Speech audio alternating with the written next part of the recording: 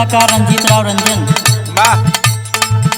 सभी नवयुवक भाइयों को नमो बुद्धाय जय भीम करतानी और अपने चाचा दादा दादी जे भी हमसे बड़ बा सबके गोड़ छू के प्रणाम करतानी। तो भैया एगो गीत बाबा साहब के आप सबके बीच में पेश करतानी। अगर यह गीत के माध्यम से आप सबके कुछ गलत लगी तो हाथ जोड़ के विनती बाकी छोट भाई समझ के बेटा समझ के माफ करी जा। तो कवि का संदेश भैया पूरे बहुजन समाज खातिर तो कवि के कलम से दर्शावल गइल बा का अरे बाबा साहब के कलम से हमको मिला है जो सम्मान। बाबा साहब के कलम से हमको मिला है जो सम्मान। बाबा साहब के कलम से हमको मिला है जो सम्मान। बाबा साहब के कलम से हमको मिला है जो सम्मान। मोर पीरनवा हो मोर बहुजन हो अपन रखी हा बचा के संविधान। मोरे बहुजन हो राखिया बचा के संविधान। मोरे बहुजन हो राखिया बचा के संविधान। आगे कड़ी में कवि जी का संदेश भैया कैसे कैसे कैसे जुल्म अंधेरा कट गइल ज्ञान की दिया जरा गइले। ज्ञान के दिया जरा गइले हो ज्ञान के दिया जरा गइले। कलम उठा के भीम राव जी सब कर भगिया जगा गइले। सब कर भागिया जगा गइले अरे सब कर भागिया जगा गइले। जुल्म अंधेरा कट गइल ज्ञान के दिया जरा गइले। कलम उठा के भीम राव जी सबके भगिया जगा गइले। जात पात के बेड़ी टूटल बन गइले इंसान। जात पात के बेड़ी टूटल बन गइले इंसान। अरे जात पात के बेड़ी टूटल बन गइले इंसान। और जात पात के बेड़ी टूटल बन गइला इंसान। मोर पीरनवा हो अपन रखी हा बचा के संविधान। और मेरा नवा हो अपन राखिया बचा के संविधान। और मेरा नवा हो अपन राखिया बचा के संविधान।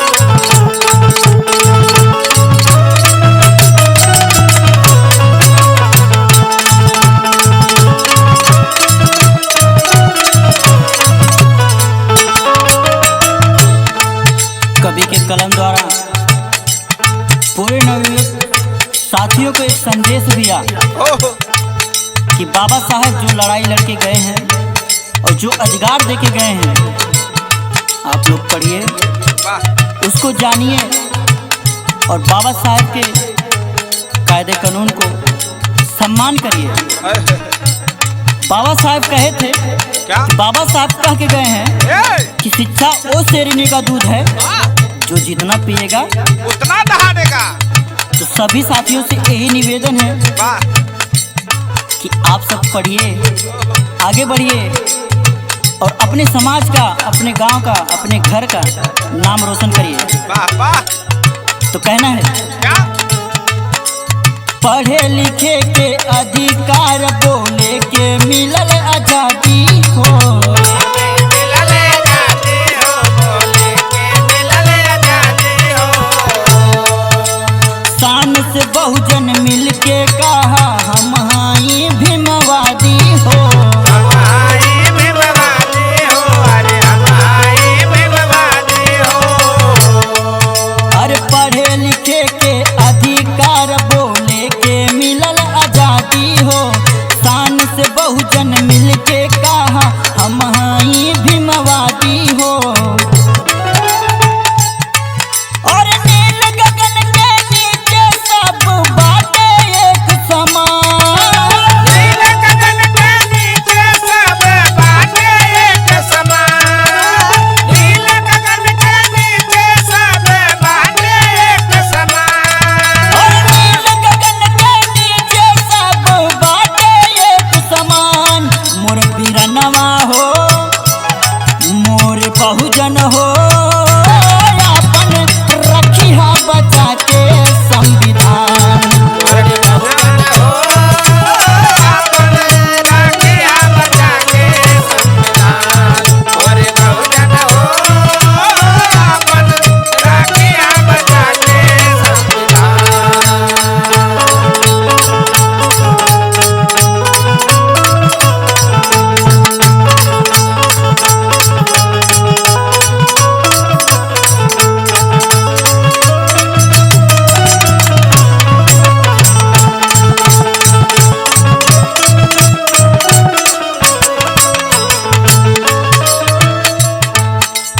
और आगे कहना है ज्ञान भैया, क्या? बाहर कवि का कलम का भाव बा। अगर हमारे बहुजन समाज के सभी नवयुवक भाई अगर जाग जाएं, अपने बाबा साहेब के लिखे हुए संविधान का और उनके कहे हुए कर्तव्य का पालन करें, तो ज्यादा दिन नहीं लगेगा उनको आगे बढ़ने में। तो कहना है ज्ञान भैया, लिखेल गीतिया रंजित राव बाबा भीम महान हो। बाबा भीम महान हो, अरे बाबा भीम महान हो। अरे कानून बने ढाल जहाँ पे टूटे अन्याय का ताल हो। टूटे न्याय का ताल हो, टूटे न्याय का ताल हो। लिखेल गीतिया रंजित राव बाबा भीम महान हो। कानून बने ढाल वहाँ पे टूटे अन्याय का तान